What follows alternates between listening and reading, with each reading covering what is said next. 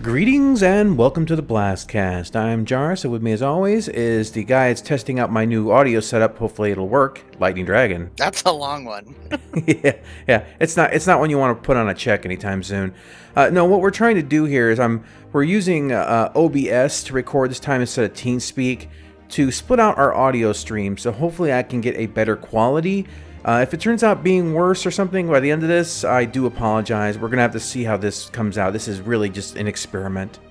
So this week we're covering primarily Reverse the Verse. I watched the Calling All Devs. There wasn't really a lot there to go over, so we're just going to stick to the Reverse the Verse. Now this week's Reverse the Verse was more details about the upcoming flight model changes. So I took some notes and I'm going to kind of go over those about things I found interesting. Let's get into it. One of the questions they had was describe in visual language what it would look like for two fighters to be engaged. Well, there's three basic kind of combat styles. You have your Xeon Scout kind of more strafe and the other ships kind of style. You have the human ships, which are main centric, and you have some that are probably just a little bit kind of a hybrid of both to a degree because they're lighter fighters.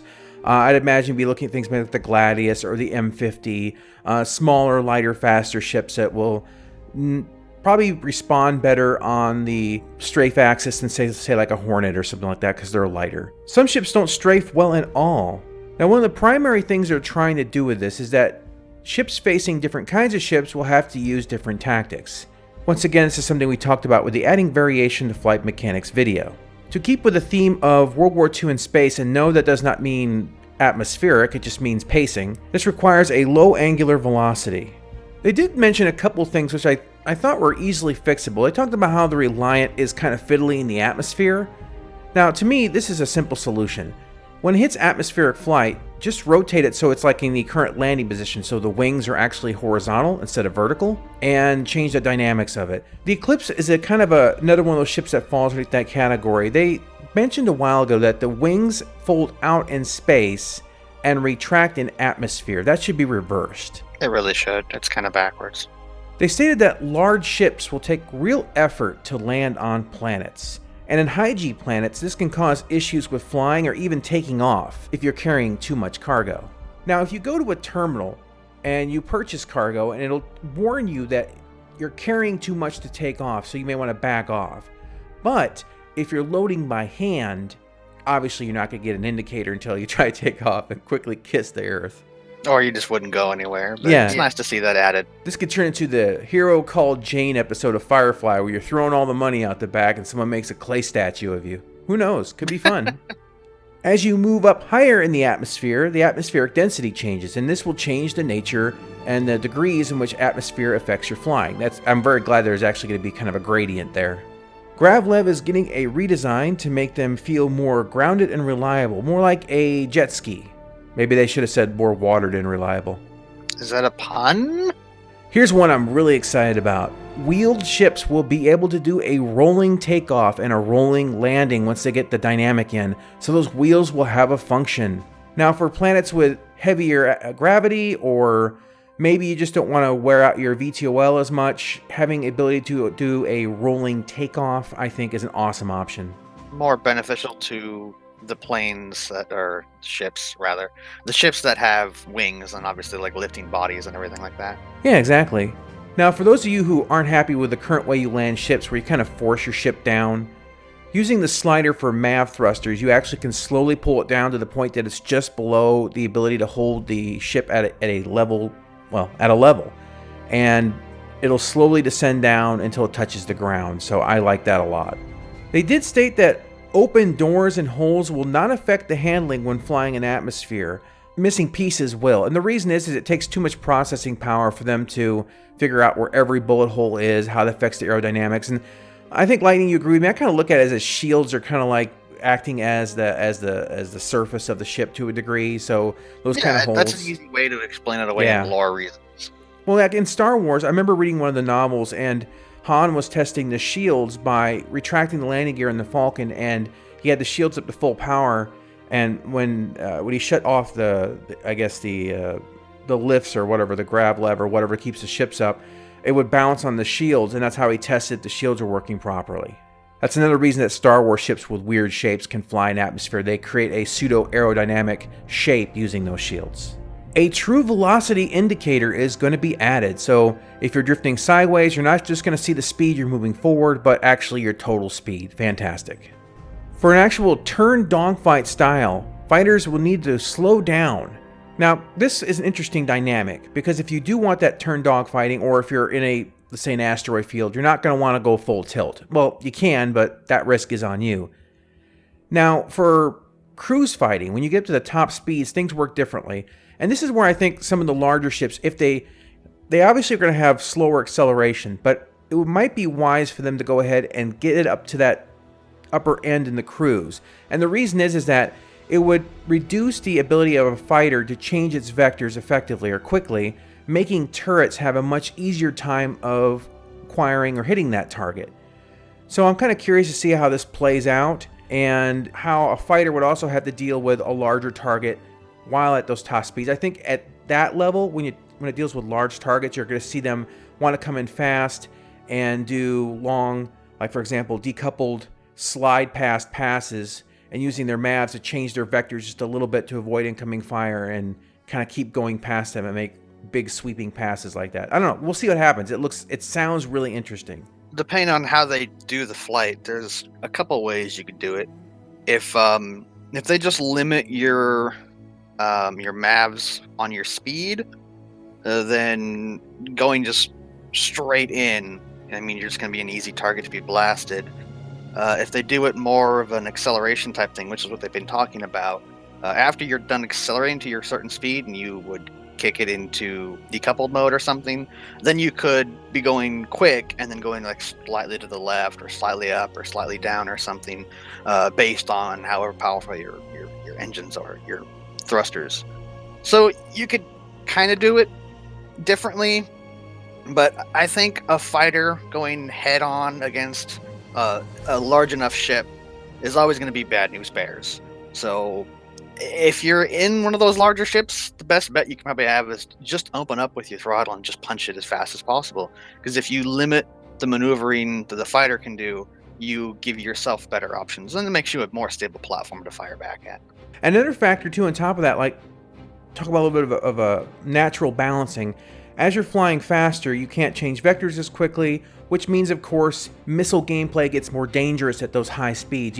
At a lower speed, you can quickly change your direction, drop flares, and maybe ditch that missile. But at a higher speed, when you're flying straight, the best you can hope for is drop flares, but you can't change your vectors, so it's very possible that missile is going to get to you straight away, and I'm curious to see how that comes out too as a dynamic. Now, aligning with all these changes, Precision Mode and Cruise Mode are of course gone.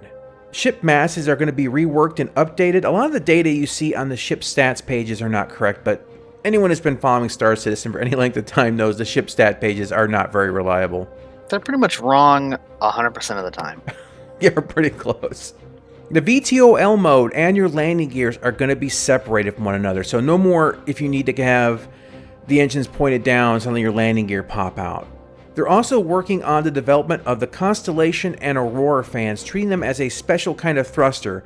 And once again, going back to the atmospheric effects being lessened as you move further and further away from the ground, the fans will have that same effect. As you get out into space, obviously, fans don't do a whole lot. They look really cool, like intergalactic fidget spinners. There was some questions on missiles, but they said that's being handled by a separate team, though they would like to go ahead and add atmospheric effects to the way they fly for atmospheric use. Now here's where we get to one that's really, really important to me, hands down. They're going to be working on basic mouse control updates, and they actually said this word, gunnery updates, including possibly how you aim gimbals. That is fantastic news. They're actively in the process of discussing these changes, and when they're ready, it's very possible that Chris Roberts will introduce exactly what they're going to be doing. I don't see a good future for interactive mode. I think it's, and this is just a guess, because I don't know, I would say at this point in time, I think they have to realize that this elephant in the room needs to be shot and turned into a keyboard. Oh, darn. No more IM mode. However will I play the game now? by balancing in-game systems and not things on your desk. They say that the rotation rates are going to be the same in coupled and decoupled. I have no real issue with that, but as long as they take G-forces into consideration. It does kind of sound like a strange decision, but I guess it really depends on how the flight works. I mean, we haven't got our hands on it yet, so it's hard to say.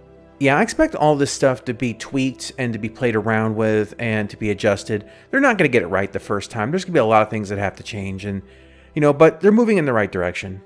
Asymmetrical ships may handle oddly in the atmosphere. The Scythe, for example, tends to turn and roll because it's not very well geared for atmospheric flight. They said ships like the Mercury are going to be less of an issue because while they're asymmetric, they're not very asymmetric, and I guess a lot of the way the mass is distributed kind of balances out. Now, your ability to hover, even at odd angles, is going to be massively affected by the gravity of the planet itself. So if the gravity is high, you may very well only barely be able to hover, and leaning too far left and right actually may cause you to smash into the ground. And if you point your nose down, same kind of thing. But on really light gravity, say it's like half a G, as far as 0.5 gravity of Earth, and you point your nose down, you may actually be able to hover, but slowly, as your thruster heat builds and stuff, you'll slowly start descending onto, touchdown with your face. But it's one of those things that dynamic, once again, they're going to have to test it and play with it. This is going to come down to balancing that heat, wear and tear on the thrusters and whatnot. Yeah, I have no real issues with that. One thing to keep in mind, though, is as far as I remember, there's a couple ships that actually have very, very strong retro thrusters. So if they're doing this kind of complex systems, those ships try to be able to back up easier or maybe sustain, that vertical time longer. Maybe not indefinitely. Like the Hull series ships are obviously one that come to mind because they need the very huge retro thrusters so that they don't crash into a station. Currently, there are no plans to add an autopilot. They did describe having an NPC navigator as somewhat like having an autopilot. There is an autopilot in the game per se. I mean, that's how AI fly around to begin with.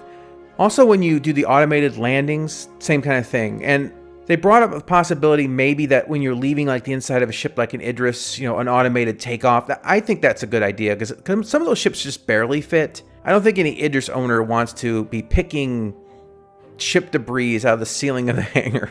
There's actually a lot of games that have automated de-docking or automated docking things, and it's kind of common. I mean, some people are like, but I want to be able to manually land it. So it's kind of a personal preference. I probably don't really care either way. If they forced you to take off every time or land every time, obviously I'd learn and I'd get better at it.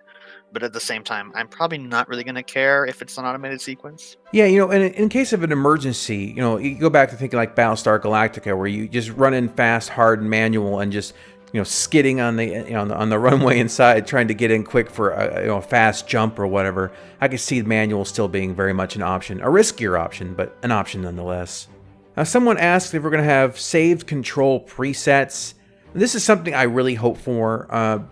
An example. Oh, please, yes. Yeah, like in DCS, you can save your control settings for every single plane because everything handles differently and you have to adjust to that. And if you had to have a unified one-stop shop for your controls, like what you use or want to use on a fighter may not be what you want to use on a Hull C. So it would be nice to have that ability to separate it out. Or just, be able to load up a save in case I'm on a new computer. What are my controls? I saved them onto a thumb drive or something. That's true too. We've had some friends in the Discord that one in particular, I won't mention his name to embarrass him. His hard drive died and he lost all of his control setups for all this DCS planes. Has had to rebuilding them from scratch. That is a lot of work. So if they do this option where you can save your presets, be sure to make a copy of them on another hard drive or a flash drive. It's a smart move. And this one kind of confused me a little bit when they got to dynamic speed caps. They said not in space, but in atmosphere due to drag, basically. But does that mean we're getting rid of speed caps in space? Or does this mean there's still going to be a universal cap, but ships aren't going to have an individual cap? I'm not exactly sure. I guess we're going to have to see how that plays out. To me, it sounds like, there's going to be a hard cap in space, hopefully. Because, there's two reasons for it. One, if you separate your acceleration rates with your ships and your top speed is the same, very, very fast accelerating ships like interceptors would be able to catch up and do their job. With having a max speed in space, I mean, that's going to help as far as like performance for the game and the servers. But it doesn't make sense to be able to go 20,000 kilometers a second in atmosphere. You'd burn up from atmospheric reentry heats, the shock heating, unless it had no atmosphere. But another thing is it would allow a bit more range for different types of ships. Really big, heavy ships that don't really have a lot of aerodynamicness to them. They're going to go very, very slow, where, fighters, and it will make it so like the Gladius or something. The Gladius will probably perform excellent in atmosphere because it's kind of designed for both those things. So if you're going to do a lot of atmospheric missions, it'll give you like, oh, well, don't bring this ship because it sucks in atmosphere. Now, I remember a while ago, one of the things they talked about when it came to the speed caps in space, and this is done primarily for network reasons. The thing is that I think it was Pritchett was talking about that there was an issue where you approached a speed cap and then you would go off at an angle and then it would end up bypassing the speed cap. And I think they'll have to have some sort of soft way to push it back down, like have like a buffer.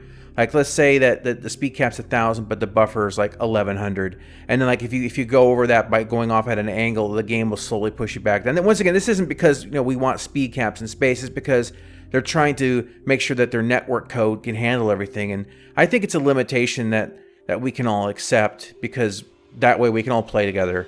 It's not that big of a deal. Not like Evokron, for example. Evokron Legacy is a really great space game. They don't have any speed caps whatsoever. In fact, you can accelerate until you're out of fuel and then drift forever and die. But the thing is that they also, even though it has multiplayer, aren't going to be sporting, potentially millions and millions of players either. So it's one of those things that, something has to give. But that's fine. I mean, that's going to be one of those details that they're going to work out. There's actually a lot of games that have that problem where, like, if you're walking forward, like when you're pressing W, for example, we use keyboard controls. You're pressing W to walk forward, and you press D to sidestep. Well, it's adding the sidestep velocity to your forward velocity. So there was a lot of games that, like especially in first-person shooters, where you always, walked forward and straight because it made you walk faster and therefore make it harder for you to be shot. And so that's just kind of, I think, a game thing that happens. So I'm not really surprised to hear that. The biggest takeaway of all of this, as they said that everyone who's going to be playing the flight portion of the game, we're starting from square one. So you're going to have to relearn everything. And that's what they said. And so when it comes out, be patient. You can't learn a complex flight model in 30 minutes, in an hour, in 2 hours. Frankly, as much as I'm looking forward to having all this differentiation, it hit me the other day. I have 38 ships I'm going to have to learn, and they all handle differently. It's like I'm being hoisted by my own petard here a little bit, but you know what? I'm down for the challenge. If everything flies differently and has a different way of dealing with flight and combat, that's going to be very interesting. I'm going to have like a lifetime of things to do just on that alone. Just be patient on it, and I know it's a tendency to, well, everyone does it through life, Sometimes you have overreact. You don't have your coffee yet in the morning, and you're just like, and you rage out.